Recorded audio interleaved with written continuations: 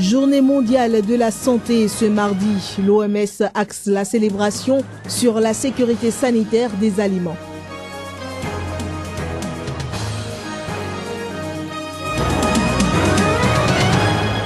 Une région en Sierra Leone enregistre un nouveau cas d'Ebola. Le constat s'est fait sur un bébé de 9 mois suite à son décès.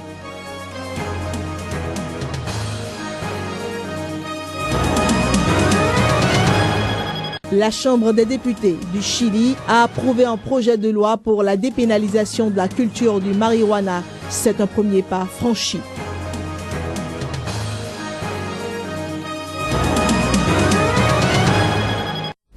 Bienvenue à toutes et à tous dans cette nouvelle édition. Le gouvernement béninois a mis à la disposition du COS LEPI ce mardi la somme de 611 millions de francs CFA. Ce montant permettra au COS LEPI de mettre les cartes d'électeurs à la disposition des citoyens. C'est le ministre en charge de l'économie et des finances qui a rendu publique cette information. Plus de précisions à travers cet extrait. La semaine dernière, nous avons reçu par ampliation une lettre du président du COS LEPI. Cette lettre exprimait un besoin supplémentaire de 3,9 milliards. Mais précise qu'il y a une trésorerie disponible de 752 millions de francs CFA. Ce qui suppose que le COS LEPI n'a jamais été à court de ressources. Si nous avons une trésorerie disponible de 752 millions de francs CFA, ça veut dire que les ressources qui ont été mises à disposition ne sont pas encore terminées. Lorsque nous avons apprécié les différentes rubriques au niveau du ministère de l'économie et des finances, il y a une seule rubrique qui nous paraît éligible. C'est celle ayant trait à la distribution des cartes d'électeurs. Donc je vous annonce officiellement que le gouvernement a serré sa ceinture pour faire encore un effort surhumain pour donner 611 millions au COS LEPI pour la distribution des cartes d'électeurs. Et donc il n'y aura pas de raison que les cartes d'électeurs ne soient pas distribuées, puisqu'elles sont déjà produites pour les informations que nous avons. Pour les cartes qui sont déjà produites, dans la lettre que le COS LEPI a envoyée, nous avons vu encore près de 500 millions qui sont sollicités pour acquérir des papiers laminants, alors que les cartes sont déjà supposées produites. Je voudrais simplement dire ici que ça me semble fantaisiste. Que les cartes soient belles ou pas, l'essentiel c'est que nous ayons des cartes non falsifiables pour faire les élections. Au Burkina, le vote d'un projet de loi sur le code électoral pourrait clarifier le jeu politique dans la perspective des prochaines élections. Des dispositions dans ce projet de loi pourraient empêcher des militaires et anciens collaborateurs de Blaise Compaoré de se présenter aux futures consultations électorales. Les détails à travers le reportage signé de notre correspondant à Ouagadougou, Claude Romba. Par tous les moyens légaux, le CDP, le Congrès pour la démocratie et le progrès, va s'opposer à l'adoption du projet de loi portant modification du code électoral. Pour le directoire du parti, le projet de loi soumis par le gouvernement est contraire à la lettre et à l'esprit de la transition. Nous poursuivrons sans relâche l'approbation de ce texte parce qu'il n'est pas normal, légalement, qu'on veuille restaurer la démocratie au Burkina et que cela commence par de l'exclusion. Tous les textes de la transition parlent de l'inclusion. Toutes les déclarations qui sont faites par les autorités de transition parlent de l'inclusion. C'est ce qu'on répète à loisir dans les rencontres du groupe national de suivi et d'accompagnement. Et il y a une contradiction flagrante entre l'inclusion et l'exclusion. Le projet de loi sur le code électoral concerne les articles 135, 166 et 242 du code électoral. Pour Léonce Koné, président du directoire du CDP, les amendements apportés en accord avec le gouvernement de transition visent à écarter des élections tous les conseillers municipaux de l'ex-majorité, les anciens membres du gouvernement déchu, ainsi que tous les Burkinabés qui ont soutenu le projet de modification de l'article 37. Le CDP et ses alliés, siégeant au Conseil national de la transition, vont voter contre cette loi et si elle venait à passer, le CDP va maintenir la pression à tous les niveaux, même international, pour empêcher l'application de cette loi au Burkina Faso. Rappelons que le texte de loi portant modification des articles 135, 165 et 242 sera soumis le 7 avril à l'appréciation des membres du Conseil national de la transition qui devront trancher dans le vif. 6 mois après la chute du président Compaoré, le Burkina retient son souffle pour une journée qui s'annonce délicate. L'attentat de l'université Garissa continue de livrer des secrets. Dans une interview accordée aux journalistes, une rescapée raconte la scène et dit comment les femmes ont été épargnées par les assaillants. Nous vous invitons à suivre un extrait des propos de l'étudiante. Les Chebabs nous ont dit, à nous les femmes, que le Coran ne les autorise pas à nous tuer. Donc, ils ont commencé à tuer les hommes avec leurs armes. Quand on a compris ce qui se passait, on a été très choqués. Je n'avais jamais vu quelqu'un se faire tuer. Mais hier, j'ai vu les hommes se faire tuer d'une manière vraiment très cruelle. Si on revient, ils vont nous tuer tous de la même manière. Ils nous ont dit que selon eux, ceci n'était pas une vraie université et que si on voulait vraiment apprendre, il fallait nous convertir à l'islam. Ils nous ont dit aussi que la région n'appartenait pas aux non-croyants. Édition 2015 de la Journée mondiale de la santé. La directrice de l'Organisation mondiale de la santé, Margaret Chan, saisit l'occasion pour faire le point sur la sécurité alimentaire. Elle a, dans ce cadre, visité le marché de Rungis en France. La Journée mondiale de la santé cette année met en relief l'importance de sensibiliser sur la sécurité sanitaire alimentaire. Est prise en compte toute la chaîne de l'alimentation, allant de l'agriculture jusqu'à l'assiette, en passant par la transformation, la conservation et la distribution. Les statistiques de l'OMS montrent que les aliments insalubres sont à l'origine de 2 millions de décès par an. De nombreux enfants en font partie. Plus de 200 maladies partant de la diarrhée au cancer découlent des aliments contenant des bactéries, des virus, des parasites ou des substances chimiques. Avec de bons systèmes, avec une assurance de qualité, avec de la prévention, nous pouvons minimiser les risques de transmission.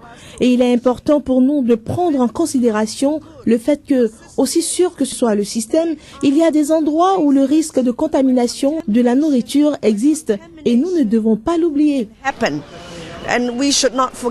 Des menaces pour la sécurité sanitaire des aliments apparaissent sans cesse. Les changements dans la production, dans la distribution et la consommation des aliments, les changements environnementaux, la résistance aux antimicrobiens posent autant de problèmes aux systèmes nationaux de sécurité sanitaire des aliments. Les voyages et le commerce accroissent la probabilité d'une propagation internationale de la contamination. C'est vrai que nous voyons toujours des scandales alimentaires partout dans le monde, dans tous les pays. Mais la chance que nous avons, c'est que chacun peut contribuer à réduire ses risques au minimum, ce qui inclut l'utilisation de pesticides, de bactéries, les virus qui peuvent empoisonner la nourriture.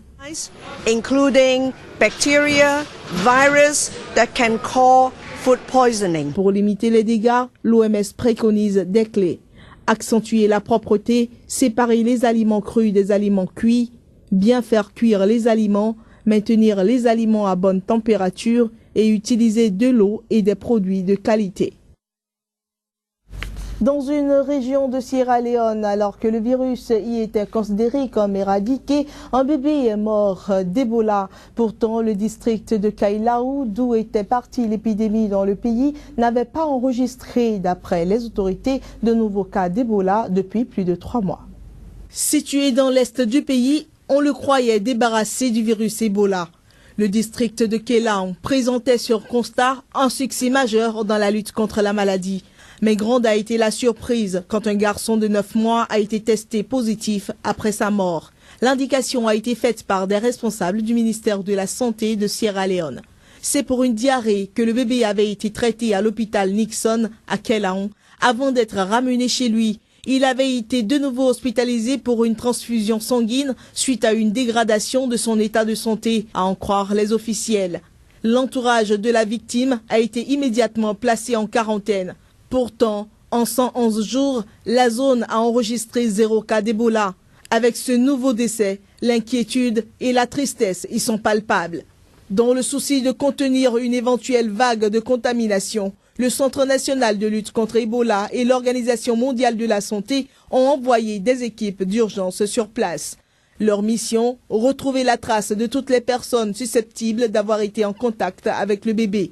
Soulignons que le premier cas d'Ebola en Sierra Leone avait été enregistré à Kailaou région frontalière de la Guinée. Toutefois, il est à noter qu'au cours des derniers mois, le pays a connu des succès sur le front de la lutte contre la maladie. Mais la région ouest, notamment abritant la capitale Freetown, reste un sujet de préoccupation. Au Chili, un premier pas a été franchi lundi vers la législation de la culture de la marijuana. En effet, la commission de santé de la Chambre des députés a approuvé un projet de loi visant à dépénaliser la culture de la marijuana pour usage personnel à but récréatif non médical.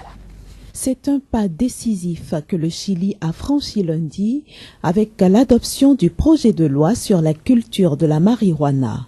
Après de longs échanges et un toilettage minutieux du texte soumis à leur appréciation, les membres de la commission santé de la Chambre des députés ont tranché non sans peine. Je crois que le projet de loi est assez incomplet car il ne nomme aucun organisme qui régule d'une quelconque manière ou qui contrôle la limite de culture. Nous ne savons pas en définitive à quoi nous ouvrons la porte avec le sujet de la culture de la marijuana. Selon les termes du projet de loi adopté, les cultivateurs de marijuana doivent être âgés de plus de 18 ans. Par ailleurs, l'interdiction de fumer la marijuana en public reste valable et nul ne peut en détenir plus de 10 grammes. L'objectif à terme est de mettre fin au narcotrafic. Si l'on retire le consommateur récréatif, celui qui fume la marijuana par goût, et si l'on retire les fumeurs qui ont un usage médical de la marijuana, alors on retire des clients au narcotrafic. Et quand le narcotrafic perd des clients, il cesse d'être un commerce lucratif. Précisons que le projet de loi adopté lundi doit être maintenant voté par la Chambre des députés avant de passer devant le Sénat. En attendant, le Chili, qui est devenu le 29 octobre dernier le premier pays d'Amérique latine à cultiver du cannabis à des fins thérapeutiques, vit ce mardi un moment historique. Il s'agit de la première récolte légale de cannabis à des fins médicinales dans la municipalité de la Florida, au sud de Santiago. Et à Rio de Janeiro, l'émotion est encore vive après la mort de 4 personnes tuées la semaine écoulée lors d'échanges de tirs entre policiers et trafiquants de drogue. Parmi les victimes, un petit garçon de 10 ans dont le cas a particulièrement retenu l'attention. La présence de la police a été renforcée dans les favelas et le gouvernement a promis rendre justice. 4 personnes, dont Eduardo Ferreira, 10 ans, sont décédées par balle et 3 autres ont été blessées à Rio entre mercredi et jeudi, victimes de balles perdues lors d'affrontements entre policiers et trafiquants de drogue dans des favelas. Mais la famille d'Eduardo affirme qu'il a été abattu par un policier et la mort de l'enfant a provoqué une manifestation. Des membres de l'ONG brésilienne Rio de Paix ont marché dimanche sur la plage de Copacabana en solidarité avec la famille de l'enfant tué. Selon le fondateur de l'ONG, le but de la manifestation était de réveiller la population de Rio pour qu'elle s'attaque à la cause principale de ces morts violentes, l'abîme qui sépare riches et pauvres. Notons que Dilma Rousseff, la présidente brésilienne, a manifesté vendredi sa solidarité aux parents de l'enfant tué, demandant que les circonstances de cette mort soient éclaircies et que les responsables soient jugés et punis. Précisons que les parents du garçon se sont rendus dans leur région natale dans le nord-est dimanche où l'enfant sera inhumé. Toutes les dépenses ayant été payées par le gouvernement de l'État de Rio.